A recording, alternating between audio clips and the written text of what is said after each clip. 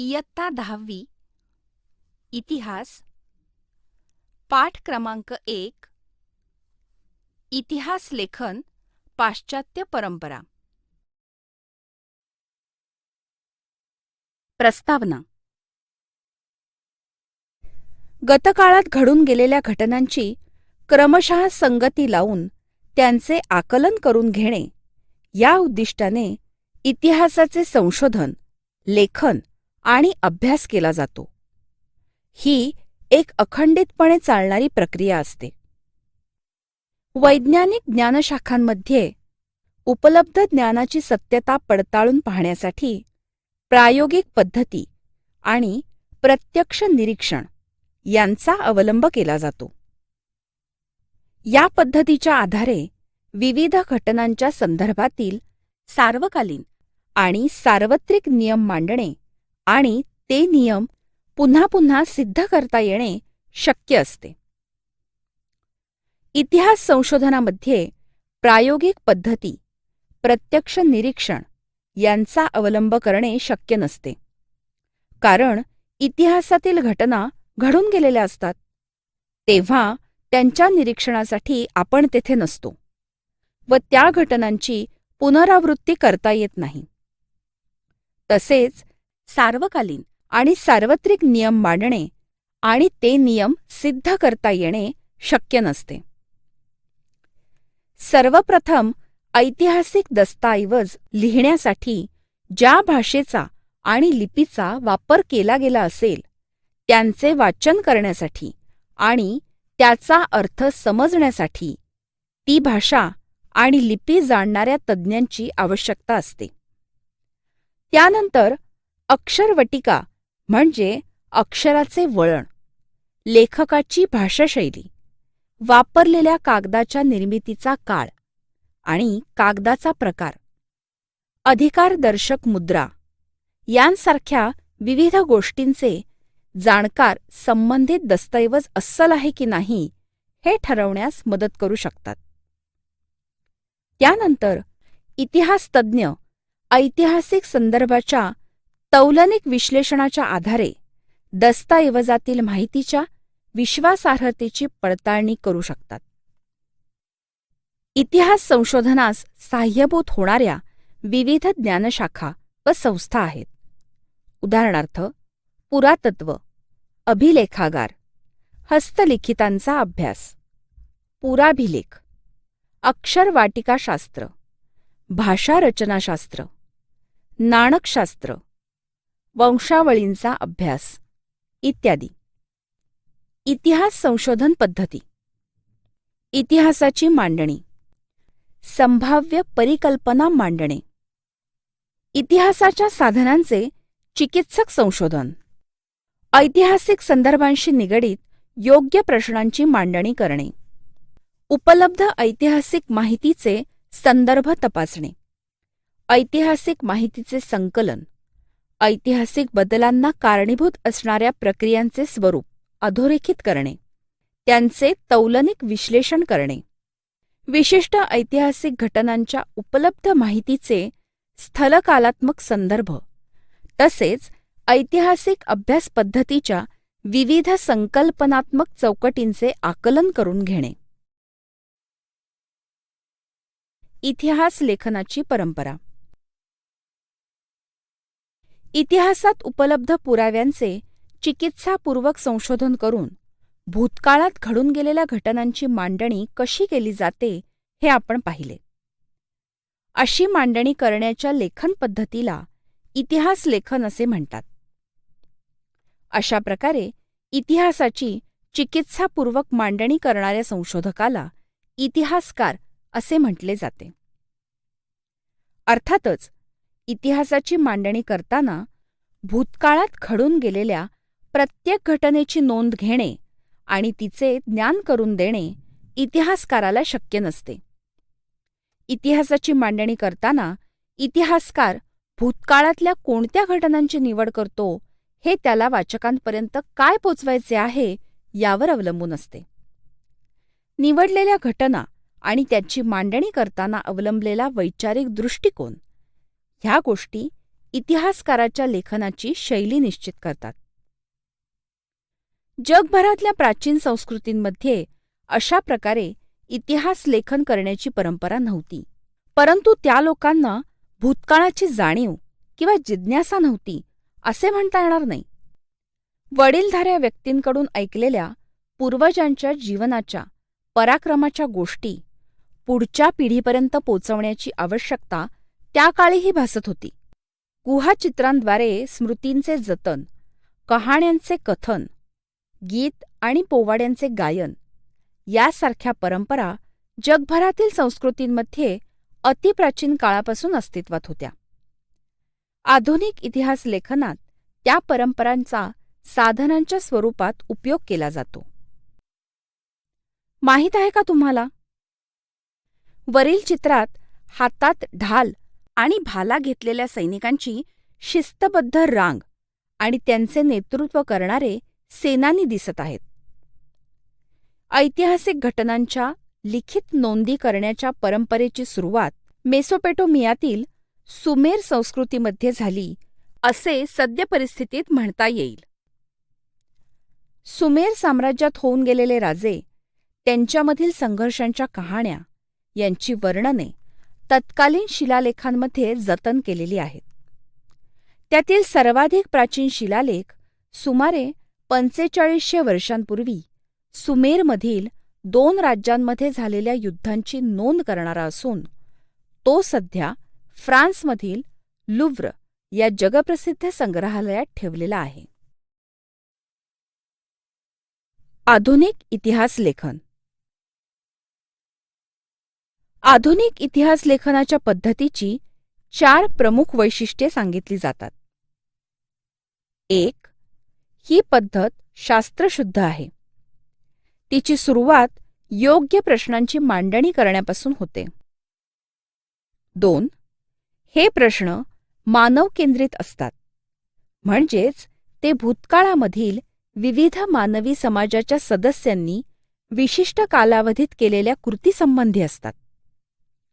इतिहासात त्या कृतीचा संबंध दैवी घटना किंवा देवदेवतांच्या कथाकहाण्यांशी जोडण्याचा प्रयत्न केला जात नाही.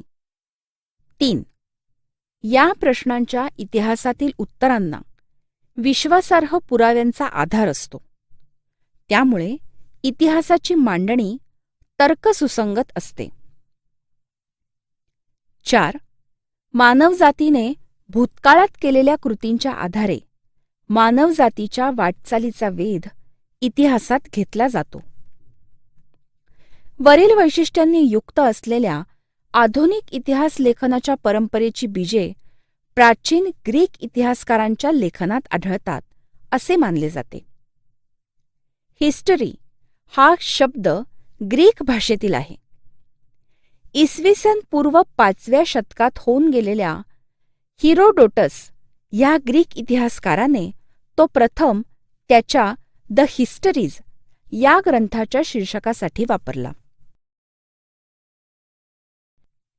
युरोपमधील वैज्ञानिक दृष्टिकोनाचा विकास आणि इतिहास लेखन. इसवी सनाच्या 18व्या शतकाच्या काळापर्यंत युरोपमध्ये तत्त्वज्ञान आणि विज्ञान या क्षेत्रांमध्ये लक्षणीय प्रगती झाली. वैज्ञानिक पद्धतीचा उपयोग करून सामाजिक आणि ऐतिहासिक वास्तवांचाही अभ्यास करता येणे शक्य आहे असा विश्वास विचारवंतांना वाटू लागला होता. पुढील काळात युरोप अमेरिकेमध्ये इतिहास आणि इतिहास लेखन या विषयांसंबंधी खूप विचारमंथन झाले. इतिहास लेखनामध्ये वस्तुनिष्ठतेला महत्त्व येत गेले. 18व्या शतकाच्या आधी युरोपमधील विद्यापीठांमध्ये सर्वत्र ईश्वरविषयक चर्चा आणि तत्संबंधीचे तत्त्वज्ञान या विषयांनाच अधिक महत्त्व दिले गेले होते. परंतु हे चित्र हळूहळू बदलू लागले. इसवी सन 1737 मध्ये जर्मनीमधील गॉटिंगेन विद्यापीठाची स्थापना झाली. या विद्यापीठात प्रथमच इतिहास या विषयाला स्वतंत्र स्थान प्राप्त झाले. त्यापाठोपाठ जर्मनीमधील इतर विद्यापीठेही इतिहासाच्या अभ्यासाची केंद्रे बनली. महत्त्वाचे विचारवंत. इतिहास लेखनाचे शास्त्र विकसित होण्यात अनेक विचारवंतांचा हातभार लागला.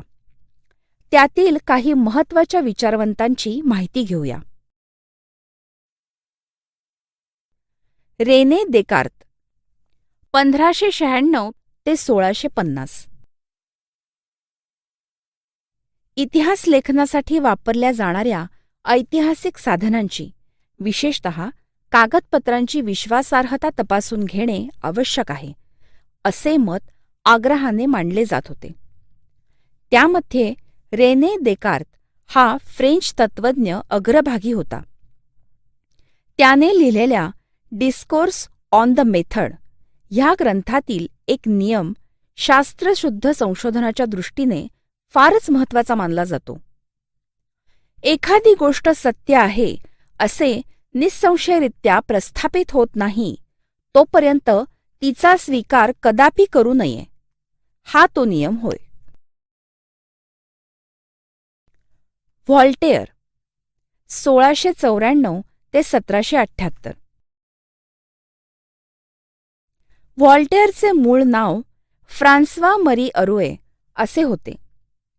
व्हॉल्टेअर या फ्रेंच तत्त्वज्ञानाने इतिहास लेखनासाठी केवळ वस्तुनिष्ठ सत्य आणि घटनांचा कालक्रम एवढ्यावरच लक्ष केंद्रित न करता तत्कालीन समाजाच्या परंपरा, व्यापार, आर्थिक व्यवस्था, शेती इत्यादी गोष्टींचा विचार करणे आवश्यक आहे, हा विचार मांडला. त्यामुळे इतिहासाची मांडणी करताना मानवी जीवनाचा सर्वांगीण विचार व्हायला हवा, हा विचार पुढे आला.